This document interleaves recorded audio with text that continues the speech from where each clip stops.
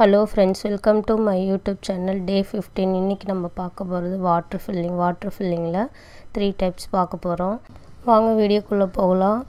அதுல வந்துட்டு நம்ம ஜரி த்ரெட் யூஸ் பண்ணி எப்படி வாட்டர் ஃபில்லிங் போட்டுருக்கேன்னு பாருங்க. ஜரி த்ரெட் வச்சிட்டு ஃபர்ஸ்ட் எப்பவும் போல நம்ம ரெண்டு லைன் வரைஞ்சிரணும். ரெண்டு லைன் வரைஞ்சிட்டு தமிழ் எழுத்துல ரா மாதிரி ஆப்போசிட் நீங்க போட போறீங்க. அவ்வளவுதான் இதுல வித்தியாசம்.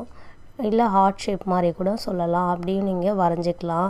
உங்களுக்கு எது மைண்ட்ல வச்சுக்க முடியுமோ அந்த ஷேப்பை நீங்க ஞாபகம் வச்சு இந்த டிசைனை நீங்க வரைஞ்சிருங்க. வரைஞ்சிட்டு செயின் ஸ்டிச்சஸ் உங்களுக்கு நல்லா பிராக்டீஸ் பண்ணியிருந்தீங்கன்னா இந்த வாட்டர் ஃபில்லிங் உங்களுக்கு போட ஈஸியா இருக்கும். அதனால செயின் ஸ்டிச்சஸை நல்லா பிராக்டீஸ் பண்ணுங்க. அதே மெத்தட் தான் யூஸ் பண்ணி இத போட போறோம். ஆனா இது வந்து கர்வ் வந்து நீங்க எந்தெந்த இடத்துல வளைக்கிறோமோ உடனே இதுல வளைவு வரும். உடனே வளைக்க வேண்டியது வரும். அதனால நீங்க ஷார்ப்னஸ் எடுக்க கூடாது இதுல. நீங்க வரையும்போதே வந்து வளைவா வரைஞ்சீங்கன்னா நீங்க அது மேலேயே போடும்போது அந்த வளைவு கரெக்ட்டா வந்துரும். அதே மாதிரி ஒரே கேப்லயே நீங்க போடணும். நிறைய கேப் விட்டு தள்ளிலாம் போடக்கூடாது. செயின் ஸ்டிச்சஸ் நெருக்கமா இருக்கணும். நீங்க ரொம்ப தள்ளி போட்டீங்கன்னா உங்களுக்கு அந்த வளைவு வந்து கிடைக்காது. அதனால நீங்க போடும்போதே செயின் ஸ்டிச்சஸ் வந்து குட்டியாவே பிராக்டீஸ் பண்ணி போடுங்க வாட்டர் ஃபில்லிங்ல. உங்களுக்கு செயின் ஸ்டிச்சஸ் வந்து உங்களுக்கு தெரியலன்னு சொன்னீங்கன்னா நாங்க லிங்க் வந்து கீழ கொடுத்திருக்கோம். நீங்க போய்ட்டு பாருங்க. அதுல நாங்க தெளிவா சொல்லியிருக்கோம். அந்த ஸ்டிச்சஸை பார்த்தீங்கன்னா உங்களுக்கு புரியும். அது மாதிரி இப்போ வாட்டர் ஃபில்லிங் வந்து நான் ஜரியில போட்டுருக்கேன். ஜரி வந்து எந்த மாதிரி இடத்துல நம்ம யூஸ் பண்ணலாம்னா உங்களுக்கு நல்லா பிராண்டா தெரியணும் அப்படினீங்கன்னா ஜரியில யூஸ் பண்ணலாம். இல்ல எனக்கு மீடியமா தெரியணும்னு சொன்னீங்கன்னா நீங்க சில்க் த்ரெட்ல யூஸ் பண்ணலாம். ப்ளவுஸ்ல எந்த இடத்துல நம்ம காலியா இருக்கு இந்த இடம் வந்து எனக்கு ஏதாவது ஃபில் பண்ணனும் நீங்க நினைக்கிறீங்களோ அந்த இடத்துல வந்து நீங்க இந்த வாட்டர் ஃபில்லிங்கை யூஸ் பண்ணிக்கலாம். யூஸ் பண்ணி பாருங்க. பார்த்தா அழகா இருக்கும் அந்த இடம் பார்க்கிறதுக்கு. நீங்க பிராக்டீஸ் பண்ணுங்க. இந்த பேட்டர்னை வரைஞ்சு நல்லா பிராக்டீஸ் பண்ணி பாருங்க. இது வாட்டர் ஃபில்லிங்கை பொறுத்தவரைக்கும் நீங்க வந்து நிறைய பிராக்டீஸ் பண்ணாதான் அழகா நீட்டா வரும். நீங்க நூலை ஹேண்டில் பண்ண கத்துப்பீங்க. நீடிலையும் ஹேண்டில் பண்ண கத்துப்பீங்க. இந்த வாட்டர் ஃபில்லிங்ல தான் இது எல்லாமே நீங்க கத்துக்க முடியும். அதனால நிறைய பிராக்டீஸ் பண்ணுங்க. இப்போ நம்ம அடுத்து வந்து சில்க் த்ரெட்ல தான் போட போறோம். சில்க் த்ரெட்டை பொறுத்தவரையும் டபுள் த்ரெட் தான் யூஸ் பண்ணோம். அது மாதிரி நாங்க டபுள் பெல் தான் யூஸ் பண்றோம். பிராண்டட் நல்லா இருக்கும் அந்த கம்பெனி. அதே மாதிரி எப்பவும் போல பேக் செயின் ஸ்டிட்ச் போட்டுட்டு தான் ஸ்டார்ட் பண்றோம். இந்த நூலை பொறுத்தவரைக்கும் நீங்க கீழ குடுக்குற இடத்துலயே ரொம்ப டைட்டா குடுக்க கூடாது. மேலே நீங்க எடுக்கும்போதும் நீங்க டைட்டா நூலை புடிச்சு இழுக்க கூடாது. நீங்க அப்படி எடுத்தீங்கன்னா துணியில வந்து சுருக்கம் வந்துரும். மேலே எப்படி நம்ம போட்டோமோ அதே மாதிரி தான் ஜரியில போட்ட மாதிரியே தான் நீங்க வந்து சில்க் த்ரெட்லயும் போட்டு பிராக்டீஸ் பண்ண போறீங்க. நான் வந்து அயர்ன் நீடில்ல வந்து த்ரெட் நீடில்னு நான் யூஸ் பண்ணியிருக்கேன். துளிப் கிடையாது. நீங்க அயர்ன் நீடில்ல த்ரெட் நீடில் யூஸ் பண்ணும்போது உங்களுக்கு இன்னும் ரொட்டேட் பண்ண ரொம்ப ஈஸியா இருக்கும். நீங்க அதுல பிராக்டீஸ் பண்ணவும் உங்களுக்கு ஈஸியா இருக்கும். அது மாதிரி நீங்க உங்களுக்கு ரொட்டேட் பண்ண தெரியல அப்படின்னு சொல்றவங்கலாம் இந்த வாட்டர் ஃபில்லிங் நீங்க கத்துக்கும்போது நீடில்ல எப்படி ரொட்டேட் பண்ணனும்ன்றதை நீங்க ஈஸியா கத்துப்பீங்க.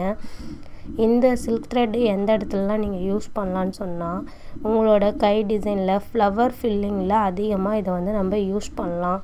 ஃப்ளவர் ஃபில்லிங்ல யூஸ் பண்ணும்போது அது பார்க்க நீட்டா அழகா தெரியும். அதனால நீங்க ஃப்ளவர் ஃபில்லிங் நிறைய வந்து வாட்டர் ஃபில்லிங் வந்து ஃபில்லிங்க்கு தான் நம்ம யூஸ் பண்ண வேண்டியது இருக்கும். அதனால இத நீங்க நல்லா பிராக்டீஸ் பண்ணிக்கோங்க. ஒரே கேப்லயே பிராக்டீஸ் பண்ணுங்க. ஒண்ணோட ஒண்ணு எப்பவுமே வந்து ஒட்டக்கூடாது. சில்க் த்ரெட் வந்து நான் வந்து சிங்கிள் கலர் உங்களுக்கு யூஸ் பண்ணி காமிச்சிருக்கேன். நீங்க வந்து டபுள் கலர் யூஸ் பண்ணலாம். இப்போ ஒரு ப்ளவுஸோட கலர் எடுத்தீங்கன்னா அந்த ப்ளவுஸ் என்ன கலர்ல இருக்கோ அந்த கலரும் சாரியோட கலரும் நீங்க மிக்ஸ் பண்ணி அந்த ப்ளவுஸ்ல யூஸ் பண்ணிக்கலாம். உங்களுக்கு எப்படி இப்போ நான் டபுள் கலர் யூஸ் பண்ணனும்னு நினைச்சீங்கன்னா நீங்க அந்த இடத்துல வந்து ரெண்டு கலர் யூஸ் பண்ணி பிராக்டீஸ் பண்ணலாம். இந்த ரெண்டு கலரையும் யூஸ் பண்ணி கீழேயும் உங்களுக்கு போட்டு காமிச்சிருக்கேன். நீங்க அத பாத்தீங்கன்னா உங்களுக்கும் புரியும். இப்போ நம்ம பார்க்க போறது வந்து silk thread zari thread mix பண்ணி எப்படி வாட்டர் ஃபில்லிங் போடுறதுன்னு தான் பார்த்துட்டு இருக்கோம். இது வந்து இப்போ நான் ஒரு ப்ளவுஸ் எடுக்கிறேன் அது அப்படின்னா அதில் கோல்டு கலர் பார்டர் இருக்குது, அதனால் நான் கோல்டு கலரும் சில்க் த்ரெட்டும் யூஸ் பண்ணி போட்டிருக்கேன், ப்ளவுஸோட கலரையும் மிக்ஸ் பண்ணி.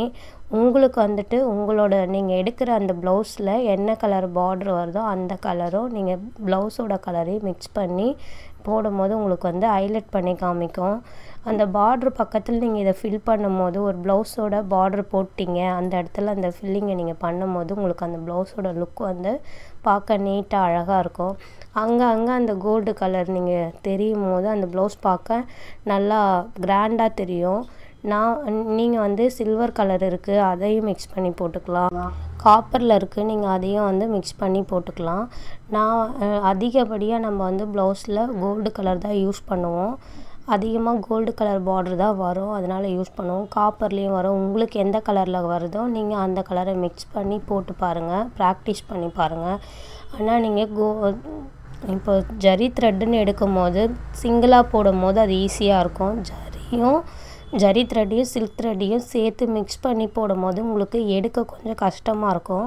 அதனால் நீங்கள் ப்ராக்டிஸ் நல்லா பண்ண அது உங்களுக்கு ஈஸியாக வந்துடும். நூலை வந்து ரொம்ப இழுக்காமல் கீழே கொடுக்குற 2 நூலையும் ஒட்டுக்கா ஒரு மாதிரி லைட்டாக முறுக்குன மாதிரி ட்விஸ்ட் பண்ணி 2ஐயும் ஒன்றா கொடுத்தீங்கன்னா அந்த நூல் உங்களுக்கு எடுக்க ஈஸியாக இருக்கும். எடுக்கும் போது 2 ஒன்றோட ஒன்று வரும். நீங்கள் தனித்தனியாக வச்சு வேறு தனித்தனியாக வச்சு போடும் போது அது கரெக்டாக வராது. 2ஐயும் ஒரே பாக்ஸில் போட்டு வச்சு யூஸ் பண்ணுங்கள். அதை எப்படி முடிச்சு போட்டு யூஸ் பண்ணுன்றதை நான் உங்களுக்கு காமிச்சிருக்கேன் பாருங்கள். இப்போ ஜரியும் ஒரு சிங்கிள் த்ரெட்டும் எடுத்திருக்கேன், சில்க் த்ரெட்டை 2ஐயும் முடிச்சு போட்டு நான் எப்படி நூலை பிடிச்சி உங்களுக்கு காமிச்சேன்னு பார்த்தீங்களா அந்த மாதிரி பிடிச்சிட்டு கீழே பாக்ஸ் போட்டு வச்சுருங்க. 2ஐயும் ஒரே பாக்ஸில் வச்சுட்டு எடுக்கும்போது உங்களுக்கு ஈஸியாக இருக்கும். இப்போ நான் ஒரு ஸ்கொயர் ஷேப்பில் வரைஞ்சிட்டு அந்த ஸ்கொயரில் எப்படி ஃபில் பண்ணுன்றதை உங்களுக்கு காமிச்சிருக்கேன். நீங்களும் நிறைய ஷேப்ஸ் எல்லாம் வரைஞ்சி ப்ராக்டிஸ் பண்ணி பாருங்கள். ஏன்னா ஸ்ட்ரெயிட் லைனில் போட்டு வரைஞ்சி ப்ராக்டிஸ் பண்ணும்போது உங்களுக்கு ஈஸியாக வந்துடும்.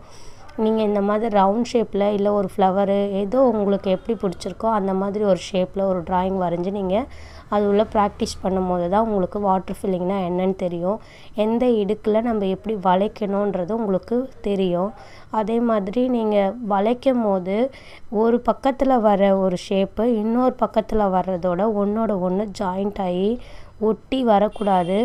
அதுக்கு இடைப்பட்ட கேப் வந்து ஒரே மாதிரியே நீங்கள் விடணும். அப்போ தான் வாட்டர் ஃபில்லிங் பார்க்கறதுக்கு ஃபினிஷிங் வந்து நீட்டாக இருக்கும். நீங்கள் பக்கத்தில் ஒட்டி போட்டுட்டிங்கன்னா அது ஃபினிஷிங் வந்து நல்லா இருக்காது பார்க்குறதுக்கு. அதனால் நீங்கள் ட்ராயிங் பண்ணும்போது கரெக்டாக பண்ணுங்கள். பண்ணிவிட்டு அது மேலே போடும்போது கரெக்டாக கர்வ் எடுத்து கரெக்டாக வளைங்க. அது இல்லைன்னு சொன்னிங்கன்னா ஷார்ப் எடுத்துட்டிங்கன்னா வாட்டர் ஃபில்லிங் நீங்கள் ஷார்ப் எடுத்து திருப்பும் போது அந்த இடத்துல வந்து ஹோல்ஸ் விழும். நீங்கள் நூலை வந்து எந்த அளவுக்கு டைட் கொடுத்து இழுக்கிறீங்களோ அந்த அளவுக்கு அந்த துணியும் சுருக்கம் வரும். அதனால் நூலை கரெக்டான மீடியமாக கொடுங்க. மேலே எடுக்கும்போது கரெக்டாக எடுத்து இழுத்திங்கன்னா உங்களுக்கு வந்து அந்த லூஸ் வராது, அந்த துணியும் சுருங்காது, இல்லைன்னா வந்து சுருங்கிடும். இப்போ நம்ம போட்டிருக்க அந்த ஸ்கொயர் ஷேப் வந்து நீங்கள் ப்ளவுஸில் போட்டிங்கன்னா செக்குடு மாதிரி அழகாக இருக்கும். நீங்கள் ஒரு இதில் வந்து சில்க் த்ரெட்டு இப்போ உங்களோட சாரியோட கலரை ஃபில் பண்ணலாம், ஒன்றுத்தில் வந்துட்டு கோல்டு கலர் யூஸ் பண்ணலாம். அப்படி இல்லைன்னு சொன்னிங்கன்னா உங்களோட ப்ளவுஸோட கலரை யூஸ் பண்ணி போடும்போது அந்த செக்குடு பார்க்க நீட்டாக இருக்கும். செக்குடு முடித்ததுக்கப்புறம் அதை சுற்றி நீங்கள் அவுட்ரு கொடுக்கும் போது அதோடய ஃபினிஷிங் வந்து பார்க்க நீட்டாக அழகாக தெரியும். நீங்கள் வேணால் ஒரு ப்ளவுஸில் ப்ராக்டிஸ் பண்ணி பாருங்கள்.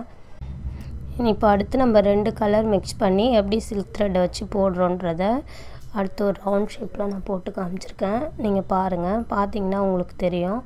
இப்போ நம்ம போடுறது வந்து 2 ப்ளவுஸ் கலரையும் சாரீ கலரையும் மிக்ஸ் பண்ணி நம்ம போடலாம். அவங்கவுங்களுக்கு என்ன மாதிரி சாரீ ப்ளவுஸ் இருக்கோ அந்த கலரை நீங்கள் மிக்ஸ் பண்ணி போடும்போது அது மைல்டாக தெரியும், பார்க்க நீட்டாக இருக்கும் 2 கலரும் மிக்சடில்.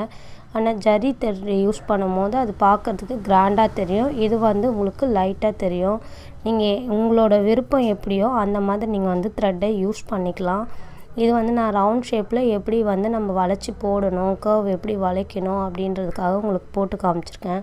நீங்கள் வந்து ஒயிட் ஷீட் எடுத்து அதில் நல்லா வரைஞ்சி பார்த்துக்கோங்க. வரைஞ்சி பார்த்துட்டு அதுக்கப்புறமா ஒரு ப்ளவுஸ் எடுத்து அந்த ப்ளவுஸில் நீங்கள் வாட்டர் ஃபில் பண்ணுங்கள். நிறைய ப்ராக்டிஸ் பண்ணுங்கள். இதில் வாட்டர் ஃபில்லிங்கில் வந்து நிறைய ப்ராக்டிஸ் பண்ணிங்க பண்ணிங்கன்னா தான் வரும். இல்லை ஏன்னா வந்து இதில் நிறைய மிஸ்டேக்ஸ்லாம் வரும். அதை கரெக்ட் பண்ணுறதுக்கு உங்களுக்கு இது நீங்கள் ப்ராக்டிஸ் பண்ண உங்களுக்கு வாட்டர் ஃபில்லிங் ஈஸியாக இருக்கும். ஆனால் இதில் வந்து வாட்டர் ஃபில்லிங்கை பொறுத்த வரைக்கும் நீங்கள் செயின் ஸ்டிச்சஸ் வந்து ரொம்ப குட்டி குட்டியாக தான் போடணும். அப்போ தான் நீங்கள் வளைக்கிற இடத்துல உங்களுக்கு வளைக்க ஈஸியாக இருக்கும். தூரம் போட்டிங்கன்னு சொன்னால் வளைக்க முடியாது, அந்த இடத்துல ஷார்ப்னஸ் வரும். அதனால் நீங்கள் தூரம் போடக்கூடாது. ப்ராக்டிஸ் பண்ணும் போதே சின்னதாக தான் ப்ராக்டிஸ் பண்ணணும். வாட்டர் ஃபில்லிங்கில் நிறைய ப்ராக்டிஸ் பண்ணுங்கள். ஏன்னா நாங்கள் வந்து ஒரு ப்ளவுஸ் வந்துட்டு முடித்து கொடுக்கும் போது அவங்க வந்து எனக்கு அந்த ஸ்டோன் ஒர்க் வேண்டான்னு சொல்லிட்டாங்க. அப்போ அந்த ஸ்டோன் எடுத்ததுக்கப்புறம் அந்த இடம் வந்து அந்த கம் ஓட்டுனதுனால ஒரு மாதிரி இருந்துச்சு. அது என்ன பண்ணலான்னு நாங்கள் யோசிக்கும் போது நாங்கள் இந்த வாட்டர் ஃபில்லிங்கை வந்து ப்ளவுஸோட கலரையும் சாரியோட கலரையும் மிக்ஸ் பண்ணி இந்த வாட்டர் ஃபில்லிங் வந்து நாங்கள் போட்டு கொடுத்துருந்தோம். அந்த ப்ளவுஸ் பார்க்க கிராண்டாக இருந்துச்சு. என்னோடய கஸ்டமரும் ஹாப்பி ஆகிட்டாங்க. அதனால் நீங்கள் வாட்டர் ஃபில்லிங்கை நல்லா கற்றுக்கிட்டிங்கன்னா நமக்கு நிறைய இடத்துல இதை யூஸ் பண்ணுறதுக்கான வாய்ப்பு கிடைக்கும். நிறைய ப்ராக்டிஸ் பண்ணுங்கள். A4 ஷீட் வாங்கி வச்சுட்டு அதில் நீங்கள் ஒரு 3 ஷீட்டாச்சும் நீங்கள் இந்த ட்ராயிங்கை வரைஞ்சி ப்ராக்டிஸ் பண்ணிவிட்டு அதுக்கப்புறம் நீங்கள் கிளாத்தில் யூஸ் பண்ணி பாருங்கள். அது மாதிரி உங்களுக்கு இன்னொரு சின்ன ஒரு க்ளூ தரேன். நீங்கள் வந்து யூஸ் பண்ணும்போது ப்ளவுஸில் நிறைய பேருக்கு இழையாக வருது, அந்த ப்ளவுஸை வந்து என்னால் போட முடியல அப்படின்னு நினைக்கிறவங்களுக்கு, சாரியோட ப்ளவுஸ் எனக்கு போட வரல, அதில் நூல் நிறையா வருதுன்னு நினைக்கிறவங்க, அந்த சாரியோட ப்ளவுஸ் கலரை நீங்கள் கடையில் போயிட்டு காட்டன் சில்க் காட்டன் அப்படின்னு சொன்னிங்கன்னா ப்ளவுஸ் காட்டுவாங்க. சில்க் காட்டன்னு ஒரு கிளாத் இருக்குது. அந்த கிளாத் வாங்கி நீங்கள் போடும் போது உங்களுக்கு ஈஸியாகவும் இருக்கும். அது வந்து உங்களுக்கு எடுக்கும் போது இழையாக வராது. மேலே பார்க்கறதுக்கு சில்க் துணி மாதிரியே இருக்கும், கீழே வந்து உங்களுக்கு காட்டன் கிளாத் இருக்கும். நான் உங்களுக்கு அந்த கிளாத்தை நெக்ஸ்ட் வீடியோவில் காமிக்கிறேன், நீங்கள் பாருங்கள். எங்கள் வீடியோ பிடிச்சிருந்தால் லைக் பண்ணுங்கள். எதனா டவுட் இருந்தால் கமெண்ட் பண்ணுங்கள். ஆரி கிளாஸ் கேட்குற உங்கள் ஃப்ரெண்ட்ஸுங்களுக்கு ஷேர் பண்ணுங்கள். மறக்காமல் சேனலை சப்ஸ்கிரைப் பண்ணுங்கள். தேங்க்யூ ஃபார் சப்போர்ட் அண்ட் வாட்சிங்.